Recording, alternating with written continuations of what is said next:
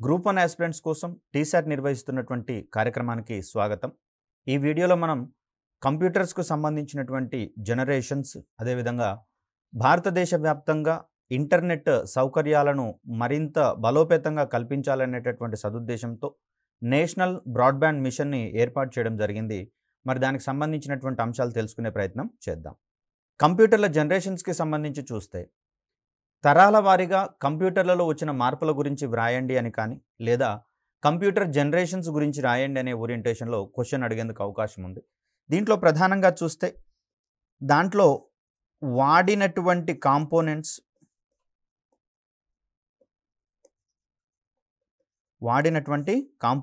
అదేవిధంగా స్టోరేజ్‌కి సంబంధించినటువంటి మెకానిజం ఏముంది,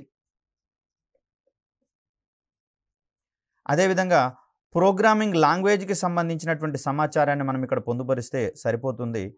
సో అలా చూస్తే తరాల వారీగా ఒక్కొక్క కంప్యూటర్‌కి ఈ వేరియేషన్స్ ఏ విధంగా రావడం జరిగింది, ఆ వేరియేషన్స్ వల్ల వచ్చినటువంటి అడ్వాన్స్‌మెంట్స్ ప్రయోజనాలు ఏ విధంగా ఉన్నాయనే ఓరియంటేషన్‌లో మనం ఈ ఆన్సర్‌కి సంబంధించినటువంటి అంశాలు చూస్తూ ఉన్నాం. సో మొట్టమొదటిగా చూస్తే మొదటి తరం కంప్యూటర్ల గురించి మనం చెప్పుకోవాల్సి వస్తుంది. ఇంత క్రితం చెప్పుకున్నాము, ఈ తరంలోని కంప్యూటర్లు సాధారణంగా ఒక రూమ్ పరిమాణంలో ఉన్నట్లుగా మనకు కనిపిస్తూ ఉంది. దీంట్లో ప్రధాన కారణంగా ఈ తరం కంప్యూటర్లలో శూన్య నాళికలను వాడడం జరిగింది. వీటిని మనం వాక్యూమ్ ట్యూబ్స్ అంటాం. ఇవి ప్రధానంగా చూస్తే రెక్టిఫైయర్గా, అదేవిధంగా యాంప్లిఫైయర్గా మరియు రేడియో ఫ్రీక్వెన్సీస్‌ని క్రియేట్ చేసేటటువంటి ఒక ఉపకరణంగా మనకి ఇక్కడ కనిపిస్తుంది వాక్యూమ్ ట్యూబ్ అనేది. ప్రధానంగా దీనికి వేడిని గనక అందించినట్లయితే లేదా ఉష్ణాన్ని గనక అందించినట్లయితే ఇవి స్వేచ్ఛా ఎలక్ట్రాన్లను ఉద్గారించేటటువంటి స్వభావాన్ని ప్రదర్శిస్తూ ఉంటాయి వాక్యూమ్ ట్యూబ్స్ అనేటటువంటివి. ఇవి ప్రధానంగా 2 ఎలక్ట్రోడ్స్‌ని కలిగి ఉన్నటువంటి ఒక గాజు నాళంగా కనిపిస్తూ ఉంటుంది. ఈ గాజు నాళంలో ఆ 2 ఎలక్ట్రోడ్ల మధ్య శూన్యాన్ని ఏర్పాటు చేస్తారు. అంటే అందులో ఉండేటటువంటి వాయువులన్నింటినీ తోడివేయడం ద్వారా శూన్యాన్ని కల్పించి అక్కడ ఉన్నటువంటి ఆ శూన్య నాళికకు మనం హీట్‌ని, ఉష్ణాన్ని గనక అందించినట్లయితే స్వేచ్ఛా ఎలక్ట్రాన్స్ అనేవి మనకు అది ఎమిట్ చేసేటటువంటి పరిస్థితి కనిపిస్తుంది. కనుకనే దీన్ని మనము థర్మియానిక్ వాల్వ్స్ అంటాం. థర్మియానిక్ వాల్వ్స్ లేదా ట్యూబ్స్ అనేటటువంటి పేరుతో చూస్తాం. ఈ రకమైనటువంటి ప్రక్రియను మనము థర్మియానిక్ ఎమిషన్, ఉష్ణ ఉద్గారం అనేటటువంటి ప్రక్రియగా చెప్తాం. దీన్ని జాన్ ఆంబ్రోస్ ఫ్లెమింగ్ అనేటటువంటి శాస్త్రవేత్త ఆవిష్కరించడం అనేది జరిగింది. తద్వారా కమ్యూనికేషన్స్ రంగంలో గణనీయమైనటువంటి మార్పులు రావడం అనేది జరిగింది. ప్రధానంగా చూస్తే వాక్యూమ్ ట్యూబ్స్‌కి వీటి యొక్క జీవితకాలం తక్కువ అండి. జీవితకాలం తక్కువగా ఉంటుంది. తద్వారా ఎప్పుడైతే ఇవి ఫెయిల్ అవుతాయో ఇమ్మీడియట్‌గా వాటిని రీప్లేస్ చేసినప్పుడు మాత్రమే ఆ సిస్టమ్ అనేది మరింత ముందుకి పనిచేసేటటువంటి క్రమాన్ని మనం ఇక్కడ గమనించవచ్చు. అదేవిధంగా చూస్తే శూన్య నాళికలను అధిక మొత్తంలో ఉపయోగించాల్సి రావడం వల్ల ఒక కంప్యూటర్ యొక్క పరిమాణం అనేది గది పరిమాణాన్ని మించిపోయినట్లుగా మనకి ఇక్కడ కనిపిస్తూ ఉంది. తదుపరి వచ్చినటువంటి కంప్యూటర్లలో ఈ శూన్య నాళికలకు బదులుగా మరింత అడ్వాన్స్డ్ టెక్నాలజీని వాడడం వల్ల పరిమాణం అనేది తగ్గుతూ ప్రస్తుతం మనం అరచేతిలో ఇమిడిపోయేటటువంటి కంప్యూటర్లను వాడే పరిస్థితులు మన ముందుకు రావడం అనేది జరిగింది. ముఖ్యంగా చూస్తే ఈ మొదటి తరం కంప్యూటర్లు 1940 నుంచి 1956 మధ్య తయారైనట్లుగా ఇక్కడ ఈ కాలంలో ఉన్నటువంటి కంప్యూటర్లలో మనం ప్రధానంగా శూన్య నాళికలు వాడాం కాబట్టి ఈ రకమైనటువంటి అమెరికా ఉన్నటువంటి ఈ కంప్యూటర్లను మనం మొదటి తరం కంప్యూటర్లుగా చెప్తాం. వీటిలలో నిల్వ సాధనాలుగా మ్యాగ్నెటిక్ డ్రమ్స్‌ని వాడడం జరిగింది. అదేవిధంగా కంప్యూటర్‌కి కోడింగ్ అందించేటటువంటి క్రమంలో మరియు డేటాను అందించేటటువంటి క్రమంలో మెషిన్ లాంగ్వేజ్‌ని వాడడం జరిగింది. మెషిన్ లాంగ్వేజ్ అంటే జీరోస్ అండ్ వన్స్ యొక్క కాంబినేషన్లలో ఉండేటటువంటి డేటాని మనం మెషిన్‌కి సప్లై చేస్తాము. ఈ రకమైనటువంటి కాంబినేషన్‌లో ఉండేటటువంటి డేటాని మాత్రమే కంప్యూటర్ అర్థం చేసుకోగలుగుతుంది. అదేవిధంగా మనకు అందేటటువంటి డేటా అవుట్‌పుట్ కూడా మనకు మెషిన్ లాంగ్వేజ్‌లోనే ఉంటుంది. దీన్ని మళ్ళీ తర్వాత మనము డీకోడింగ్ చేయాల్సి వస్తుంది. మరైతే ఇక్కడ మెషిన్ లాంగ్వేజ్‌కి సంబంధించినటువంటి నిపుణులు తక్కువగా ఉండడము, సాధారణ ప్రజలకు ఇది అవసరం అంటే అర్థం కానటువంటి పరిస్థితులలో వీటి యొక్క ఉపయోగం అనేది రెస్ట్రిక్ట్ కావడం జరిగింది, అంటే పరిమితం కావడం అనేది జరిగింది. కేవలము మెషిన్ లాంగ్వేజ్ మీద పరిజ్ఞానం ఉన్నటువంటి వ్యక్తులు మాత్రమే ఈ తరం కంప్యూటర్లను వినియోగించినట్లుగా మనం ఇక్కడ అర్థం చేసుకోవాల్సి వస్తుంది. ఇక్కడ శూన్యనాళికలను వాడేసరికి కంప్యూటర్ల యొక్క పరిమాణం అనేది ఎక్కువగా ఉండేది. అదేవిధంగా ఇవి థర్మియానిక్ ఎమిషన్ అంటే ఉష్ణ ఉద్గారం ఆధారంగా ఇవి పనిచేస్తూ ఉన్నాయి కాబట్టి ఇవి అధికమైనటువంటి వేడిని వెలువరించేటటువంటి పరిస్థితి మనకు కనిపించేది కంప్యూటర్ల నుంచి. తద్వారా నీటిని ఉపయోగించి వీటిని ఎల్లప్పుడూ చల్లబరిచేటటువంటి పరిస్థితులు కల్పించాల్సి వచ్చేది. అక్కడ శీతలీకరణ వ్యవస్థలు ఉన్నటువంటి కంప్యూటర్లుగా మనకి ఇక్కడ మొదటి తరం కంప్యూటర్లు అనేవి కనిపిస్తూ ఉన్నాయి. ఇంత క్రితం చెప్పుకున్నటువంటి ఎడ్వాక్ కావచ్చు, ఎనియాక్ కావచ్చు, యూనివర్సల్ అడ్వాన్స్డ్ కంప్యూటర్ అనేటటువంటి యూనివాక్ కావచ్చు, మార్క్ 1 ఇవన్నీ మనకు మొదటి తరానికి సంబంధించినటువంటి కంప్యూటర్లుగా చూస్తూ ఉన్నాం. వీటన్నింటిలో కూడా ప్రాథమికంగా శూన్యనాళికలను వాడడం అనేది జరిగింది. శూన్యనాళికల యొక్క వినియోగం అప్పట్లో పెరిగినటువంటి దృష్ట్యా ఇక్కడ డిజిటల్ కమ్యూనికేషన్స్లో, టెలికమ్యూనికేషన్స్లో గణనీయమైనటువంటి మార్పులు వచ్చినట్లుగా మనకు కనిపిస్తూ ఉంది. అదేవిధంగా రెండవ తరం కంప్యూటర్లను కనుక పరిశీలిస్తే అంతక్రితం ఉన్నటువంటి తరంలో శూన్యనాళికలను మనం అధికంగా వినియోగించడం అనేది జరిగింది. వీటి ద్వారా మనకు కంప్యూటర్ యొక్క పరిమాణం పెరిగిందని చెప్పేసి అనుకున్నాం. ఎప్పుడైతే శూన్యనాళికల స్థానాన్ని ట్రాన్సిస్టర్స్ అనేటటువంటివి రీప్లేస్ చేయడం జరిగిందో అప్పుడు రెండవ తరం కంప్యూటర్లు రూపొందినట్లుగా మనం భావించాల్సి వస్తుంది. ట్రాన్సిస్టర్ల వినియోగంతో కంప్యూటర్ల యొక్క పరిమాణం తగ్గింది. అదేవిధంగా ప్రాసెసింగ్ సామర్థ్యం పెరిగిందండి. ప్రాసెసింగ్ సామర్థ్యం పెరిగింది. అదేవిధంగా వీటి యొక్క లైఫ్ టైం ఎక్కువ కాబట్టి నిరంతరం పనిచేయగలిగేటటువంటి అవకాశం మనకి ఇక్కడ రెండవ తరం కంప్యూటర్ల ద్వారా లభించడం జరిగింది ట్రాన్సిస్టర్ల వాడకం తోటి. ఇక్కడ విలియం షాక్లే అనేటటువంటి శాస్త్రవేత్తలు ఈ ట్రాన్సిస్టర్లను తయారు చేయడంలో కీలకమైనటువంటి పాత్రను పోషించడం జరిగింది. మనకు పి రకం అర్ధవాహకాలు, ఎన్ రకం అర్ధవాహకాలు అనే విషయం తెలిసే ఉంటుంది. సో రెండు అర్ధవాహకాలను ఒకదానితో ఒకటి అనుసంధానించినప్పుడు ఇవి డయోడ్ అనేటటువంటి నిర్మాణాలను తయారవుతాయి. అదేవిధంగా చూస్తే రెండు ఒకటే రకం ఉన్నటువంటి అర్ధవాహకాల మధ్యలో పరస్పరం వ్యతిరేకమైనటువంటి అర్ధవాహకాన్ని జోడించడం ద్వారా ట్రాన్సిస్టర్లను రూపొందించేటటువంటి క్రమాన్ని మనం ఇక్కడ చూస్తాం. ఎలక్ట్రానిక్స్ రంగంలో, కమ్యూనికేషన్స్ రంగంలో ట్రాన్సిస్టర్ల రాకతో గణనీయమైనటువంటి మార్పులు రావడం అనేది జరిగింది. సిమిలర్ కైండ్ ఆఫ్ ఆపరేషన్స్ ఉండడం, అదేవిధంగా ప్రాసెసింగ్ సామర్థ్యం మరింతగా ఉంటుండడం వల్ల ఇటువంటి ట్రాన్సిస్టర్ల యొక్క వాడకం కంప్యూటర్ ఇండస్ట్రీలో పెరిగిపోవడం అనేది జరిగింది. ఇక్కడ అర్ధవాహకాలు ప్రధానంగా చూస్తే మనకు సిలికాన్, జర్మేనియం వంటివి అర్ధవాహకాలుగా కనిపిస్తూ ఉన్నాయి. ఎలక్ట్రానిక్స్ పరిశ్రమలో అత్యధికంగా వినియోగించేటటువంటి లోహాలుగా మనకి ఇక్కడ ఈ అర్ధవాహకాలు అనేవి కనిపిస్తూ ఉన్నాయి. వీటితో తయారైనటువంటి ట్రాన్సిస్టర్ల వాడకంతో రెండవ తరం కంప్యూటర్లు వెలుగులోనికి రావడం అనేది జరిగింది. మ్యాగ్నెటిక్ కోర్ సాంకేతికతను స్టోరేజీ కోసం వినియోగించడం అనేది జరిగింది. స్టోరేజీలో మనము కంప్యూటర్కి అందించేటటువంటి డేటాను కావచ్చు, అదేవిధంగా ప్రోగ్రామ్స్ని కావచ్చు, అదేవిధంగా అవుట్పుట్స్ని సైతం ఇక్కడ మనం స్టోర్ చేసుకోవాల్సి వస్తుంది భవిష్యత్ అవసరాల కోసం. కాబట్టి ఇక్కడ మనము ఇంటర్నల్గా మ్యాగ్నెటిక్ కోర్ టెక్నాలజీని మనము స్టోరేజ్ కోసం వాడడం అనేది జరిగింది. అదేవిధంగా మొదటి జనరేషన్లో వాడినటువంటి మెషిన్ లాంగ్వేజ్కి ప్రత్యామ్నాయంగా అసెంబ్లీ లాంగ్వేజ్ మరియు హై లెవెల్ లాంగ్వేజెస్ అనేవి రావడం జరిగింది. దీంట్లో ప్రధానంగా చూస్తే కొన్ని రకాలైనటువంటి కోడ్స్ని అందించడం అనేది జరుగుతుంది. ఈ కోడ్స్ తర్వాత మెషిన్ లాంగ్వేజ్లోకి ట్రాన్స్లేట్ లేదా కన్వర్ట్ చేయడం అనేది జరుగుతుంది. తద్వారా యూజర్ ఫ్రెండ్లీ ఆపరేటింగ్ సిస్టమ్స్ లేదా ప్రోగ్రామ్స్ని రూపొందించేటటువంటి క్రమంలో అసెంబ్లీ లాంగ్వేజ్, హై లెవెల్ లాంగ్వేజ్లు అనేవి క్రియాశీలమైనటువంటి పాత్ర పోషిస్తాయి. కాకపోతే అసెంబ్లీ లాంగ్వేజ్ని డైరెక్ట్గా కంప్యూటర్ అర్థం చేసుకునేటటువంటి సామర్థ్యం ఉండదు. తిరిగి వాటిని మెషిన్ లాంగ్వేజ్లోకి కన్వర్ట్ చేసి కంప్యూటర్కి అందించాల్సి ఉంటుంది. సో దానికోసం ఒక ప్రత్యేకమైనటువంటి వ్యవస్థ మనకు కంప్యూటర్లో ఉంటుంది. తద్వారా వచ్చినటువంటి అవుట్పుట్ కూడా మెషిన్ లాంగ్వేజ్ నుంచి ఆటోమేటిక్గా మనకు అర్థమయ్యేటటువంటి భాషలోకి మార్చిన తర్వాతనే రెండవ తరం కంప్యూటర్ల నుంచి మనకు అందించడం అనేది జరుగుతూ ఉంది. సో దట్ రెండవ తరం కంప్యూటర్లలో అత్యధికంగా వినియోగించినటువంటి లాంగ్వేజెస్గా మనకి ఇక్కడ అసెంబ్లీ లాంగ్వేజ్ మరియు హై లెవెల్ లాంగ్వేజెస్ అనేవి కనిపిస్తూ ఉన్నాయి. సో ఇక్కడ సెకండ్ జనరేషన్ కంప్యూటర్స్లో వచ్చినటువంటి అడ్వాన్స్మెంట్స్ ఏమున్నాయి అనేది చూస్తే మొదటి తరంతో పోలిస్తే పరిమాణం తగ్గింది. అదేవిధంగా ప్రాసెసింగ్ సామర్థ్యం అనేది ట్రాన్సిస్టర్ల వాడకంతో గణనీయంగా పెరిగినట్లుగా మనకి ఇక్కడ కనిపిస్తుంది. శూన్యనాళికలను ట్రాన్సిస్టర్లు భర్తీ చేయడంతో ఉష్ణం వెలువడడం తగ్గి నిర్వహణ సైతం సులభమైంది. అంత క్రితం అయితే ఏ శూన్యనాళిక దాని యొక్క లైఫ్ టైమ్ ముగిసిపోయి ఫెయిల్ అవుతుందో తెలియని పరిస్థితి. తద్వారా నిరంతరం ఒకరు అక్కడ అందుబాటులో ఉండి వాటిని రీప్లేస్ చేయడానికి నియుక్తులు కావాల్సి వచ్చేది. సో దట్ ట్రాన్సిస్టర్ల యొక్క రాకతో అటువంటి ఇబ్బందులనేవి తొలగించడం అనేది జరిగింది. మరియు ఉష్ణం కూడా వెలువడడం అనేది తగ్గింది కాబట్టి అక్కడ శీతలీకరణ వ్యవస్థల యొక్క అవసరం కూడా తగ్గిపోయింది.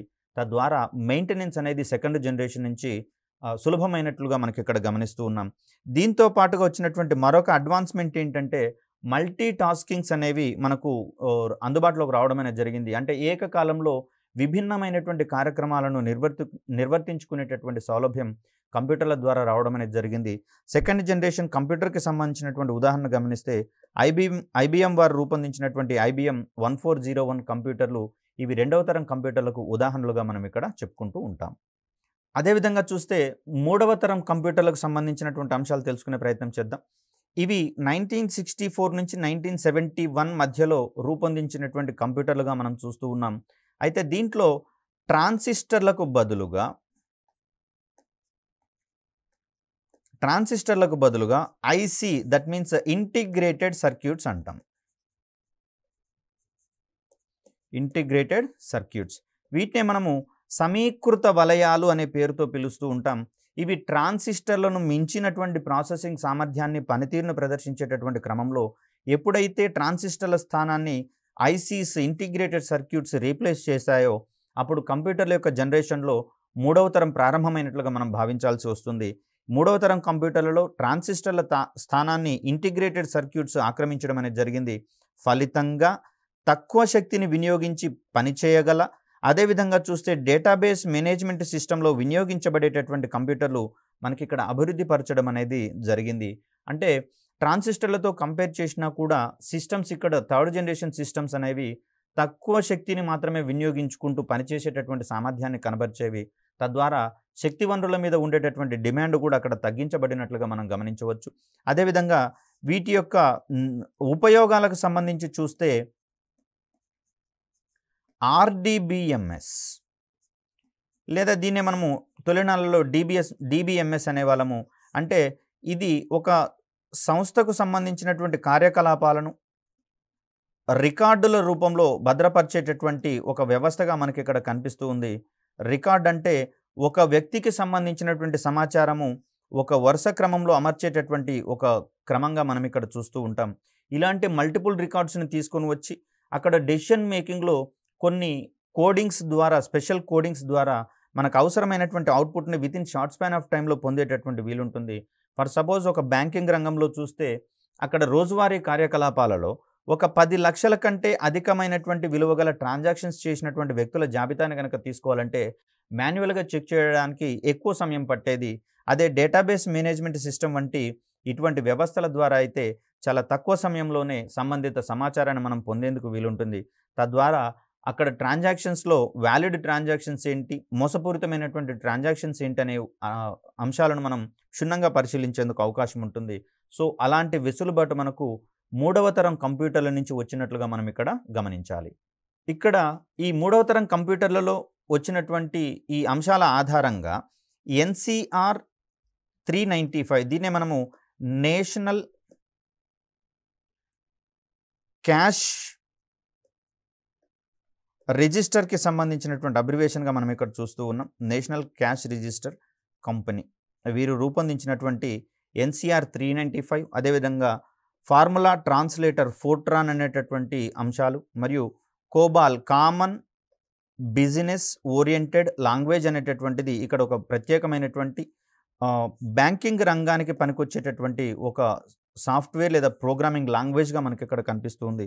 అదేవిధంగా ఆల్గాల్ అనేటటువంటి హై లెవెల్ లాంగ్వేజెస్, హెచ్ఎల్ఎల్ అంటాం మనం. హై లెవెల్ లాంగ్వేజెస్ని ఇక్కడ మనం వినియోగించాం మూడవ తరం కంప్యూటర్స్కి సంబంధించి. ఇవి చూస్తే ముఖ్యంగా బిజినెస్ సొల్యూషన్స్కి సంబంధించినటువంటి వినియోగాలు ఇక్కడ మనకు ఎక్కువ కావడం జరిగింది. అదేవిధంగా మల్టీ టాస్కింగ్ సౌకర్యాలు సైతం మనకి ఇక్కడ అందుబాటులోకి వచ్చినట్లుగా మనకు కనిపిస్తూ ఉంది. ఇదే క్రమంలో చూస్తే నాలుగవ తరం కంప్యూటర్ల గురించి ప్రత్యేకంగా ప్రస్తావించుకోవాల్సి వస్తుంది. ఇక్కడ నాలుగవ తరం అనేది 1971 నుంచి 2010 వరకు కంటిన్యూ అయినట్లుగా మనకి ఇక్కడ కనిపిస్తూ ఉంది.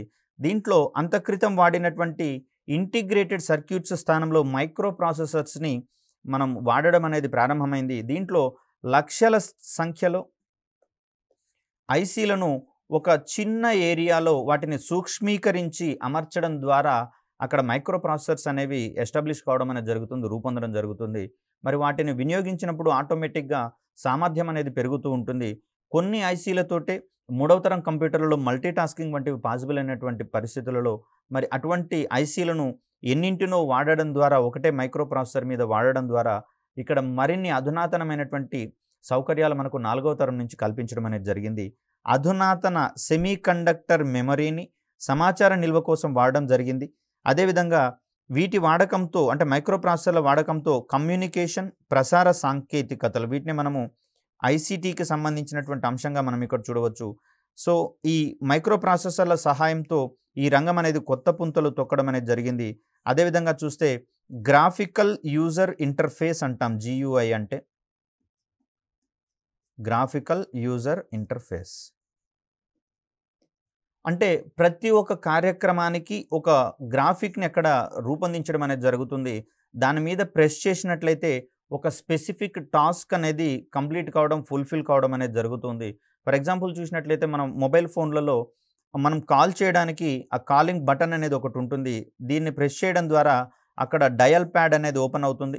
తద్వారా అక్కడ మనకు కావాల్సినటువంటి నెంబర్‌ని ప్రెస్ చేసి కాలింగ్ బటన్ ప్రెస్ చేసినట్లయితే అక్కడ కాలింగ్ సదుపాయం వచ్చినట్లుగా ఒక్కొక్క పర్టిక్యులర్ యాక్షన్ కోసం ఒక గ్రాఫికల్ ఇంటర్ఫేస్ అనేది అక్కడ ప్రొవైడ్ చేయడం అనేది జరుగుతుంది. సో అలాంటి జీయూఐస్ అనేటటువంటివి మనకు నాలుగవ తరం కంప్యూటర్ల నుంచి పెరిగినట్లుగా మనం ఇక్కడ గమనించవచ్చు. సో ఈ క్రమంలోనే మనం ఐదవ తరం కంప్యూటర్ల గురించి ప్రముఖంగా ప్రస్తావించుకోవాల్సి వస్తుంది. 2010 నుంచి భవిష్యత్ కాలం మొత్తం కూడా ఐదవ తరం కంప్యూటర్లుగా మనం ఇక్కడ పరిగణిస్తూ ఉన్నాం. ప్రస్తుతం మనం వాడుతున్నటువంటి కంప్యూటర్లన్నీ కూడా మనకు ఐదవ తరం కంప్యూటర్లకు సంబంధించినటువంటి ఉదాహరణలుగా మనం చూస్తూ ఉన్నాం. వీటిలలో VLSI దీన్నే మనం very large scale integrated circuits అనేటటువంటి పదంతో మనం ఇక్కడ పిలుస్తూ ఉంటాం. ఈ సాంకేతికతను వాడడం అనేది జరిగింది. ఐదవ తరం కంప్యూటర్లకు వచ్చేసరికి ప్యారలల్ కంప్యూటింగ్ అనేది మనకు అడ్వాన్స్డ్‌గా రావడం అనేది జరిగింది.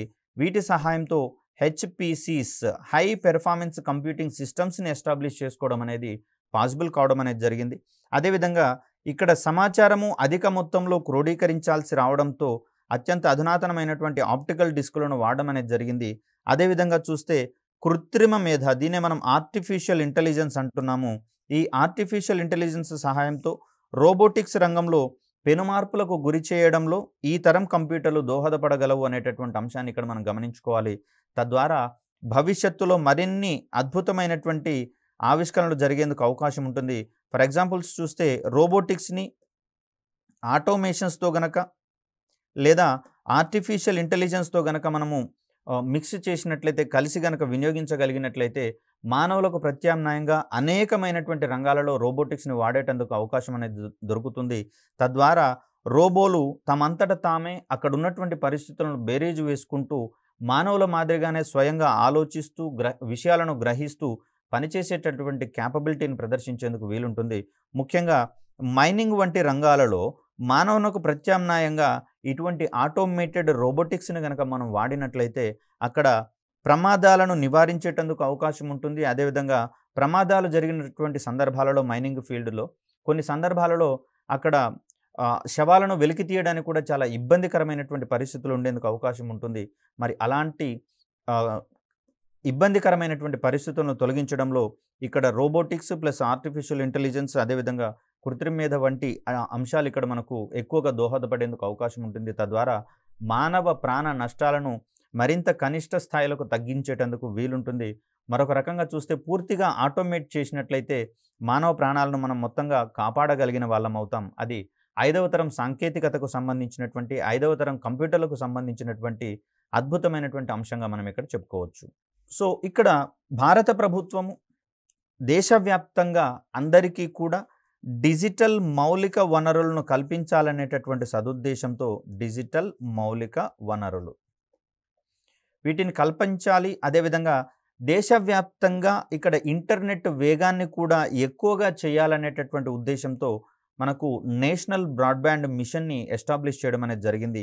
ఇక్కడ మిషన్ అంటే మనం అంతక్రితమే చెప్పుకున్నాం, వితిన్ షార్ట్ స్పాన్ ఆఫ్ టైంలో అక్కడ తోడ్పాటు అందించేటటువంటి రంగాలకు కావచ్చు లేదా డెవలప్‌మెంట్ తక్కువగా ఉన్నటువంటి రంగాలను ఎంపిక చేసుకొని, వాటిలలో ఒక నిర్దిష్టమైనటువంటి కాలానికి 5-10 సంవత్సరాల కాలానికి తగినటువంటి కార్యాచరణను రూపొందించుకొని, స్వల్ప కాలంలో దానిలో అభివృద్ధిని సాధించేటటువంటి క్రమంలో కొన్ని కార్యక్రమాలను అమలు చేయడం అనేది జరుగుతుంది. మరి దీన్నే మనం ఒక మిషన్‌గా చెప్పుకుంటూ ఉన్నాం. దీంట్లో భాగంగా దేశవ్యాప్తంగా బ్రాడ్‌బ్యాండ్ సౌకర్యాలు అంటే వేగవంతమైనటువంటి అంతర్జాల సౌకర్యాలు పెంపొందించేటటువంటి క్రమంలో దీన్ని ఎస్టాబ్లిష్ చేసుకున్నట్లుగా మనకి ఇక్కడ కనిపిస్తుంది. ఈ పథకాన్ని ముఖ్యంగా చూస్తే ఈ మిషన్‌ని నేషనల్ డిజిటల్ పాలిసీ 2008 కింద దీన్ని ప్రారంభించడం అనేది జరిగింది. ఇక్కడ నేషనల్ బ్రాడ్‌బ్యాండ్ మిషన్‌ని 2019లో ప్రారంభించాం. దీనిని అప్పటి కేంద్ర కమ్యూనికేషన్స్ శాఖ మంత్రి అయినటువంటి శ్రీ రవిశంకర్ ప్రసాద్ ప్రారంభించినట్లుగా మనం ఇక్కడ గమనిస్తూ ఉన్నాం. నేషనల్ బ్రాడ్‌బ్యాండ్ మిషన్ ద్వారా దేశవ్యాప్తంగా అద్భుతమైనటువంటి ప్రగతిని పెంపొందించడం అనేది జరిగింది. ముఖ్యంగా చూస్తే ఇది దేశవ్యాప్తంగా ఉన్నటువంటి డిజిటల్ డివైడ్ అంటే డిజిటల్ వనరులను వినియోగించే వారికి, వినియోగించని వారికి మధ్యలో ఉండేటటువంటి ఆ వ్యత్యాసాన్ని తగ్గించేటటువంటి క్రమంలో నేషనల్ బ్రాడ్‌బ్యాండ్ మిషన్ అనేది చాలా కీలకమైనటువంటి పాత్ర పోషించడం జరిగింది. ఇక్కడ ఈ నేషనల్ బ్రాడ్‌బ్యాండ్ మిషన్ అనేది డిజిటల్ కమ్యూనికేషన్‌లో ఫాస్ట్ ట్రాక్ పెరుగుదలను అందించే ప్రయత్నం చేస్తుంది.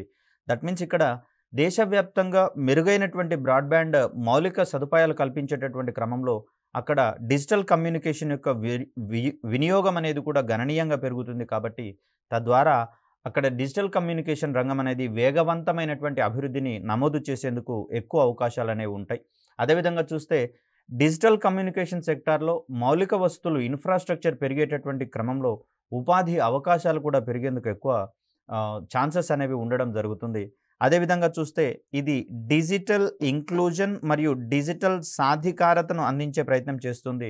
డిజిటల్ ఇంక్లూజన్ అంటే మరిన్ని వర్గాల వారు, మరిన్ని ప్రాంతాల వారు ఇక్కడ డిజిటల్ వనరులను ఉపయోగించేటటువంటి క్రమంలో డిజిటల్ కమ్యూనికేషన్ పరిధిలోకి రావడం జరుగుతుంది. దాన్నే మనం డిజిటల్ ఇంక్లూజన్‌కి సంబంధించినటువంటి అంశంగా చూస్తాం. అదేవిధంగా అలా వారు డిజిటల్ వనరుల వినియోగం పరిధిలోకి వచ్చేటటువంటి క్రమంలో డిజిటల్ సాధికారత, డిజిటల్ ఎంపవర్మెంట్ అనేది వారికి లభించడం జరుగుతూ ఉంది. తద్వారా వారు మరిన్ని అవకాశాలను పెంపొందించుకునేటటువంటి క్రమాన్ని చూస్తాం. ఆదాయ మార్గాలను పెంచేటటువంటి క్రమంలో, అదేవిధంగా విద్యకు సంబంధించినటువంటి అవకాశాలను పెంపొందించేటటువంటి క్రమంలో మరిన్ని అవకాశాలనేవి అన్ని రకాల ప్రాంతాల వారికి, అన్ని వర్గాల వారికి అందుబాటులోకి వచ్చే అవకాశం మనకు నేషనల్ బ్రాడ్‌బ్యాండ్ మిషన్ ద్వారా అందించడం జరుగుతుంది. అదేవిధంగా చూస్తే ఈ మిషన్ అన్ని వర్గాల వారికి చవకైన బ్రాడ్‌బ్యాండ్ యాక్సెస్‌ను అందించడం అనేది జరుగుతూ ఉంది. అంత క్రితం గనక గమనిస్తే ఇక్కడ ఇంటర్నెట్ సర్వీస్ ప్రొవైడర్స్ అధిక మొత్తంలో పెట్టుబడిని పెట్టడం ద్వారా రకరకాల టెక్నాలజీల సహాయంతో ఇంటర్నెట్ సర్వీసెస్ అనేది అందించడానికి ప్రయత్నం చేస్తూ ఉంటారు. ఇది కేవలం పట్టణ ప్రాంతాలకు మాత్రమే పరిమితం కాగా, ఇక్కడ మారుమూల ప్రాంతాల వారికి మరియు గ్రామీణ ప్రాంతాల వారికి ఇటువంటి సౌకర్యాలు నేటికి కూడా కొంచెం తక్కువ మొత్తంలో లభ్యమవుతున్నటువంటి పరిస్థితులలో మరి ఇక్కడ నేషనల్ బ్రాడ్‌బ్యాండ్ మిషన్‌ని గనక అందుబాటులోకి తీసుకొని వచ్చినట్లయితే అక్కడ అన్ని ప్రాంతాలకు కూడా ఇటువంటి ఓఎఫ్‌సి కేబుల్స్ ద్వారా మనము ఇంటర్నెట్ సర్వీసెస్‌ని కల్పించే క్రమాన్ని మనం ఇక్కడ చూస్తూ ఉంటాం. అదేవిధంగా ఎక్కడైతే ఓఎఫ్‌సి కనెక్టివిటీ అనేది పెరుగుతూ ఉంటుందో తద్వారా అక్కడ ఈ ఇంటర్నెట్ సర్వీస్ ప్రొవైడర్స్ అనేవారు తక్కువకే ఇక్కడ బ్రాడ్‌బ్యాండ్ సౌకర్యాలను కల్పించడానికి ముందుకు వచ్చే అవకాశాలు ఉంటాయి. కాబట్టి అన్ని వర్గాల వారికి కూడా చవకగానే బ్రాడ్‌బ్యాండ్ సర్వీసెస్ అనేవి అందించడానికి అవకాశం దొరుకుతుంది. ఈ మిషన్‌ని ప్రారంభించడంలో ప్రధాన ఉద్దేశ్యం ఏంటి అంటే జాతీయ బ్రాడ్‌బ్యాండ్ మిషన్‌లో భాగంగా 2022 నాటికి అన్ని గ్రామాలకు ఇంటర్నెట్ కనెక్షన్‌ని అందించాలని ఈ మిషన్ లక్ష్యంగా నిర్దేశించుకోవడం జరిగింది. అందుకోసమే ఇటీవల కాలంలో తెలంగాణ ప్రభుత్వాన్ని కూడా గమనిస్తే మిషన్ భగీరథకు సంబంధించి ఈ ప్రాజెక్టుకి అనుబంధంగా ఇంటింటికి బ్రాడ్‌బ్యాండ్ అనేటటువంటి అంశంలో భాగంగా ఓఎఫ్‌సి కేబుల్స్‌ని అందించడం అనేది జరుగుతూ ఉంది. తద్వారా అక్కడ గ్రామీణ ప్రాంతాలలో సైతం ఉన్నటువంటి గ్రామీణ ప్రాంతాల వారికి బ్రాడ్‌బ్యాండ్ సర్వీసెస్‌ని అందించేటటువంటి క్రమంలో ఆ పథకాన్ని సంయుక్తంగా ఇంటిగ్రేట్ చేసుకుంటూ అందించేటటువంటి ప్రయత్నం జరుగుతూ ఉంది. సో దీన్ని ప్రధానంగా చూస్తే మనము 2022 నాటికి అన్ని గ్రామాలకు ఇంటర్నెట్ కనెక్షన్ అందించడం అనేది నేషనల్ బ్రాడ్‌బ్యాండ్ మిషన్ యొక్క ప్రధాన లక్ష్యంగా మనం ఇక్కడ గమనించవచ్చు. అదేవిధంగా చూస్తే నేషనల్ బ్రాడ్‌బ్యాండ్ మిషన్ దేశంలోని డిజిటల్ విభజనను దీన్ని మనము డిజిటల్ డివైడ్‌గా చెప్తూ ఉన్నాం. అంటే డిజిటల్ వనరులను వినియోగించుకునే వారికి, వినియోగించని వారికి మధ్యలో ఉండేటటువంటి ఆ వ్యత్యాసాన్ని గణనీయంగా తగ్గించడం అనేది గమనిస్తూ ఉన్నాం. అదేవిధంగా డిజిటల్ కమ్యూనికేషన్స్ యొక్క ఇన్‌ఫ్రాస్ట్రక్చర్ యొక్క వేగవంతమైనటువంటి వృద్ధిని పరిశీలించడం. దీంట్లో భాగంగా ఓఎఫ్‌సి కేబుల్స్ వేయడం గానివ్వండి, అదేవిధంగా మొబైల్ టవర్స్‌ని ఇంక్రీజ్ చేయడం అనేటటువంటిది, మరియు టవర్స్‌కి సంబంధించినటువంటి టెక్నాలజీని అప్‌గ్రేడ్ చేయడం అనేటటువంటి అంశాలు ఇక్కడ మనం కీలకంగా చూస్తాం. మరొక రకంగా చూస్తే డిజిటల్ సాధికారతను, డిజిటల్ ఎంపవర్‌మెంట్‌ను సులభతరం చేయడం, మరియు అందరికీ బ్రాడ్‌బ్యాండ్‌ను చవకైన సార్వత్రిక ప్రాప్యతను అందించడం కూడా యూనివర్సల్‌గా అందించాలనేటటువంటి అంశాలను ఇక్కడ ఎన్‌బీఎం యొక్క లక్ష్యాలుగా నిర్దేశించుకోవడం అనేది జరిగింది. మరి ఈ కార్యక్రమాలన్నింటినీ అమలు చేయడం కోసం డిసెంబర్ 2022 కల్లా భారత ప్రభుత్వం టెలికమ్యూనికేషన్ టెక్నాలజీస్ మరియు మౌలిక సదుపాయాలను బలోపేతం చేయడం అనేది ప్రధానమైనటువంటి లక్ష్యంగా పెట్టుకోవడం జరిగింది. అంత క్రితం ఉన్నటువంటి వ్యవస్థలను అదనంగా మరిన్ని వ్యవస్థలను ఎస్టాబ్లిష్ చేయడం కావచ్చు, అదేవిధంగా సాంకేతికతను మరింత అడ్వాన్స్డ్ సాంకేతికతను అడాప్ట్ చేసుకోవడం అనేటటువంటిది, ఉన్నటువంటి వనరులను అప్‌గ్రేడ్ చేయడం అనేటటువంటిది ఇక్కడ మనకు ప్రధానంగా కనిపిస్తూ ఉంది. అదేవిధంగా ఈ మిషన్‌లో భాగంగా 3 మిలియన్ కిలోమీటర్ల మేరకు కొత్తగా ఆప్టికల్ ఫైబర్ కేబుల్ వేయడం అనేది ప్రధానంగా మనకి ఇక్కడ కనిపిస్తుంది. ఇటీవల కాలంలో నాణ్యమైనటువంటి బ్రాడ్‌బ్యాండ్ సౌకర్యాలు కల్పించేటటువంటి క్రమంలో ఓఎఫ్‌సి కేబుల్స్‌ని అధికంగా ఎస్టాబ్లిష్ చేయడం అనేది జరుగుతుంది. గతంలో అయితే టెలిఫోన్ వైర్స్ ద్వారా మనము నెట్ సౌకర్యాలను అందించాల్సి వచ్చేది. కానీ ప్రస్తుతము ఓఎఫ్‌సిస్ ద్వారా చేస్తూ ఉన్నాం. దీంట్లో టెలిఫోన్ కమ్యూనికేషన్స్ ద్వారా వచ్చేటటువంటి డిసడ్వాంటేజెస్ ఏంటంటే కమ్యూనికేషన్ లాసెస్ అనేవి ఉంటాయి ట్రాన్స్మిషన్ సందర్భంగా. అదేవిధంగా ఇతర సౌకర్యాల యొక్క డిజిటల్ వనరుల యొక్క ఇంటర్ఫియరెన్స్ అనేది అక్కడ ఉంటుంది. కానీ ఓఎఫ్‌సిస్ ద్వారా అటువంటి ప్రాబ్లమ్స్ అన్నీ రెక్టిఫై కాగలుగుతాయి. కాబట్టి మారుమూల ప్రాంతాల వారికి సైతము నాణ్యమైనటువంటి సర్వీసెస్ అందించేందుకు అవకాశం ఉంటుంది. అదేవిధంగా చూస్తే టవర్ల యొక్క సాంద్రతను ప్రతి 1,00,000 మంది జనాభాకు చూస్తే ప్రస్తుతం 42 మాత్రమే ఉండడం జరిగింది. దీనిని 100 టవర్స్‌కి పెంచాలనేటటువంటిది మిషన్‌లో లక్ష్యంలో భాగంగా నిర్దేశించుకోవడం జరిగింది. తద్వారా ఒక టవర్ పరిధిలో ఉండేటటువంటి కనెక్షన్ల సంఖ్యను ఎక్కువగా పెంచుకుంటూ పోతూ ఉన్నట్లయితే అక్కడ నాణ్యమైనటువంటి సర్వీసెస్ అందేందుకు అవకాశం లేదు.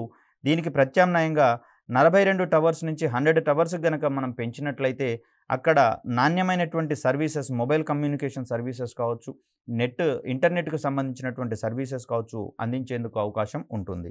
అదేవిధంగా చూస్తే ప్రస్తుతం టవర్ల ఫైబరీకరణ అంటే ఓఎఫ్‌సిస్ ద్వారా కనెక్ట్ చేసేటటువంటి అంశాలలో భాగంగా దేశంలో ఇది కేవలము 30% మాత్రమే ఉన్నట్లుగా మనం గమనిస్తూ ఉన్నాం. ఇటువంటి టవర్ల యొక్క ఫైబరీకరణ అనేది 70% పెంచాలనేది మిషన్ లక్ష్యాలలో భాగంగా ఉంచుకోవడం జరిగింది. తద్వారా దేశవ్యాప్తంగా సగటు బ్రాడ్‌బ్యాండ్ వేగము 25 ఎంబీపీఎస్ వరకు సాధించాలనేది లక్ష్యంగా నిర్దేశించుకోవడం అనేది జరిగింది. ప్రధానంగా కొన్ని రకాలైనటువంటి సర్వీసెస్ కోసము మనము నాణ్యమైనటువంటి బ్రాడ్‌బ్యాండ్ సౌకర్యాలు ఉండాల్సి వస్తుంది.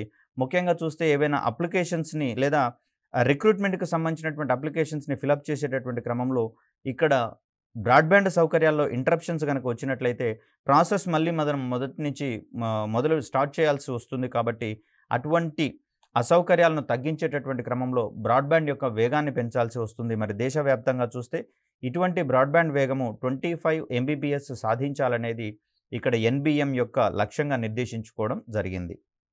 మరి దీనికి సంబంధించినటువంటి ఫండింగ్ ఏ విధంగా ఉండాలనేటటువంటి దాన్ని గమనిస్తే ఈ మిషన్‌కి అవసరమైనటువంటి ఫండింగ్‌లో దాదాపు 10% నిధులను యూనివర్సల్ ఆబ్లిగేషన్ ఫండ్ నుంచి కేటాయించడం జరుగుతుంది.